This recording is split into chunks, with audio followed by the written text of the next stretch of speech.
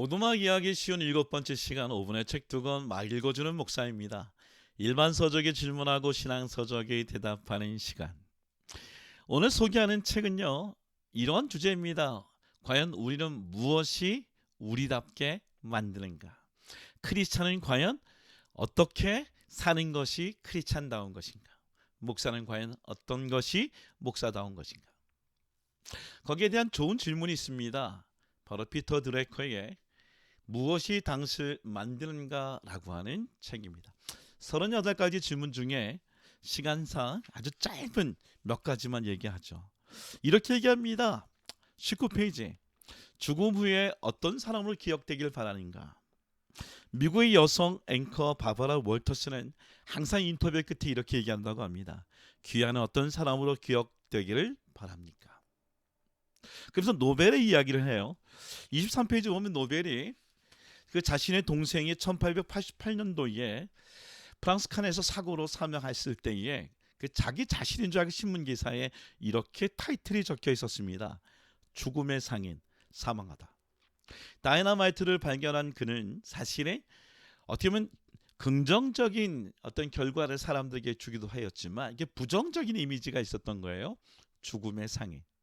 그는 진짜 8년 뒤에 죽게 되었을 때에 94%의 재산을 다 기증하고 죽음의 상인이 아니라 평화의 상인으로 자기 자신을 기억되기를 바랬던 일들을 소개하고 있습니다.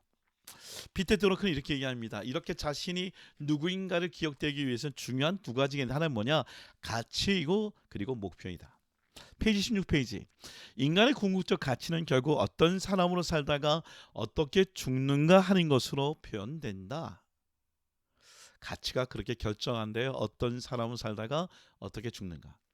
목표는 마치 나침판과 같은 것이다.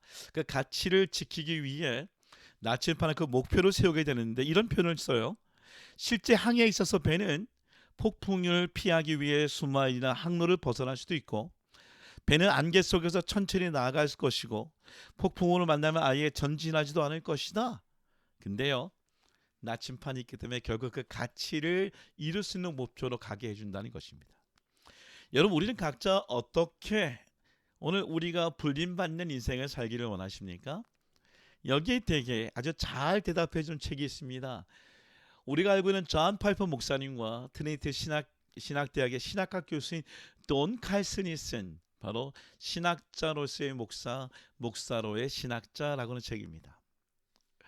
아마 목사는 우리 모두에게 이런 소망이 있어요. 그렇지, 신학자 같은 목사가 되고 싶은 것. 신학자들은 목사 같은 신학자 되는 것 같은 소망이 있습니다. 만약 이것을 일반 성도에게 된다면 이렇게 얘기할 수 있지 않을까요? 사색하는 그리스도인. 그리고 사색할 정도뿐만 아니라 감동을 받는 그리스도인. 감정의 영역과 생각의 영역이 함께 워킹하는 그리스도인.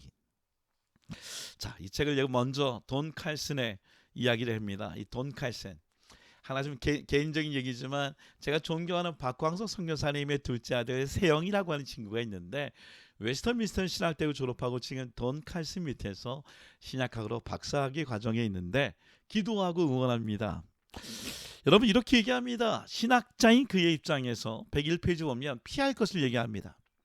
솔직하게 복음을 말하기보다 옥스퍼드 대학교 출판부나 케임브리지 대학교 출판부에서 책을 내는 것을 더 중요하게 여기게 되거나 어떤 주제가 학계에서 인기가 없다는 이유만으로 그 주제를 회피한다면 당신은 가장 심각한 영적 위험에 빠지게 된다. 신학자가 피해야 될 것은 뭐냐?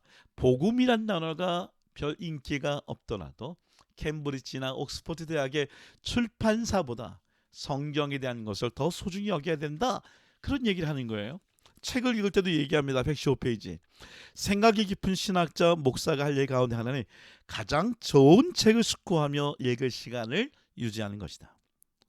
가장 좋은 책들을 찾기 위해서는 당신보다 성숙한 여러 신학자 목사와 대화하며 물어보아야 한다. 이것은 신학자뿐만 아니라 우리 목사에게도 도전을 주는 것이죠. 여러분 우리가 고정관념에 갇혀 있을 것이 아니라 복음주의 영역 안에 계속 책을 독서량을 넓히는 일은 좋은 것이다. 돈 칼슨 교수님은 이렇게 얘기하고 있습니다. 그럼 존 파이퍼 목사님이 뭐라고 얘기할까요? 잔팔보 목사님 37페에 보면 자기 인생에 크게 영향 끼쳤던 두 인물을 얘기합니다. 대학교 때는요, 바로 우리가 이제 C.S. 루이스를 얘기하죠. 로맨틱한 합리주의자가 자기에 영향을 미쳤고요. 그리고 대학원에서는 C.S. 루이스를 통해 구체화되었다 이렇게 얘기합니다. 지성과 감정의 종합은 C.S. 루이스를 통해 구체화되었다. 그는 위튼 칼리지에서 공부했었고요. 그래서 거기서 C.S. 루이스를 만나고 플로 신학대에서 공부할 때 조나단 에드워드를 구체적으로 만나게 되는데, 조나단 에드워드를 아주 구체적으로 잘 설명했던 분이 바로 플로 신학대의 플로 교수였습니다. 44페이지. 플로는 아주 열정적이고 진지한 이 모든 학문으로 성경과 조나단 에드워드를 통해 내가 하나님 안에서 가장 만족할 때 하나님 우리 안에서 가장 영광을 받으신다는 진리를 내게 가르쳐 주었다. 하나님을 기뻐하라, 즐거워하라. 이 희락주의 신학을 얘기했던 바로 그 계기가 플로 신학대학의 플로를 만나고 더 궁극적으로 조나단 에드워드를 만났을 때에 알게 되었다는 거예요. 그래서 58페이지 하나님을 기뻐하라고 하는 이 얘기 아주 중요한 얘기합니다. 그것은 사색이라는 거예요. 하나님에 대한 올바른 사색은 하나님에 대한 올바른 감정에 이바지하기 위해 존재한다. 논리는 사랑을 위해 존재한다. 추론은 기쁨을 위해 존재한다. 교리는 환희를 위해 존재한다. 하나님에 대한 숙고는 하나님에 대한 애정을 위해 존재한다. 머리는 가슴에 이바지해야 된다. 따라서 진리를 아는 것이 진리를 찬양하는 올바른 방법이다. 너무 멋지지 않습니까? 59페이지. 근거 없는 기쁨은 하나님께 영광이 되지 않는다. 내가 진리 가운데 사색하는 목사가 될 때에 참으로 내가 여호와로 인해 기뻐하는 감정의 영역이 완전해진다고 얘기합니다. 그러면서 성도들을 대할 때에 이렇게 얘기를 해요. 성도들에게 대할 때에 감정적인 영역만 하지 말고 바로 사색을 통해 교인들이 진리의 말씀을 통해 기뻐해 줄 수 있도록 가르치라. 그런 신학자가 되라고 얘기합니다. 와, 시간이 없어서 마지막 얘기할까요? 근데 이런 얘기합니다. 133페이지. 이 새로운 시대의 기독교인 지도자들이 존 파이퍼와 오늘 단 칼슨 그리고 팀 켈러 등을 주시하는 것은 잘하는 일이다.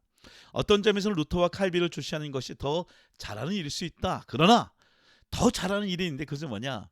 바로 신학자이시면서 목사이고 목사이며 신학자이신 예수님을 주시하는 것이다. 여러분, 무엇이 당신을 만들어 줍니까? 오늘 신학자와 같은 목사와 같은 신학자, 사색하는 성도, 감정적인 성도, 또 감정뿐만 아니라 사색하는 성도, 오늘 그런 성도가 되기를 원합니다.